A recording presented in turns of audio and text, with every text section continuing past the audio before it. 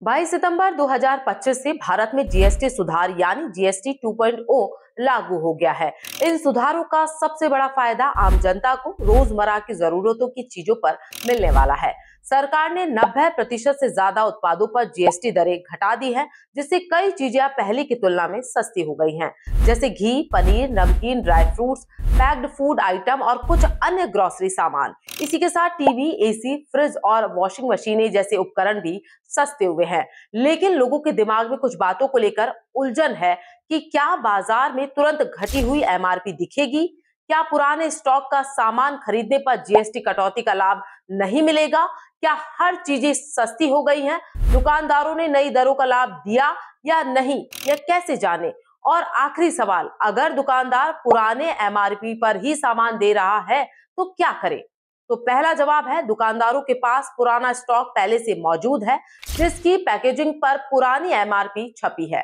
सरकार ने यह भी क्लियर किया है कि कंपनियों को घटे हुए दाम का नया स्टिकर लगाने का अनिवार्य यहाँ पर नहीं किया गया है, यानी फिलहाल पैकेट्स पर पुरानी कीमत ही दिखेगी। दूसरा, अभी भी कुछ सामान ऐसे हैं जिन पर दरों में कोई बदलाव नहीं हुआ है, जैसे लग्जरी आइटम्स, तंबाकू, शराब, पेट्रोल, डीजल की कीमतों पर असर नहीं पड़ा है।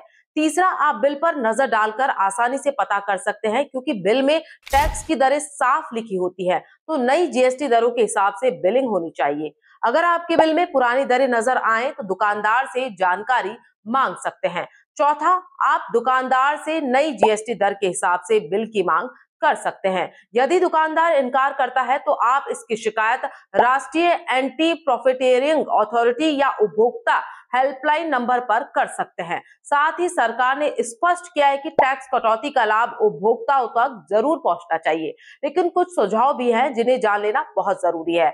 हमेशा सामान लेते समय बिल जरूर लें। ऑनलाइन शॉपिंग करने पर भी कीमतों की तुलना जरूर करें, क्योंकि कई ई कॉमर्स प्लेटफॉर्म्स ने पहले से नई दरें लागू कर दी है। जरूरी बात यह है कि धैर्य रखें, क्योंकि जैसे जैसे पुराना स्टॉक खत्म होगा, वैसे वैसे नई एमआरपी वाले उत्पाद बाजार में आने लगेंगे।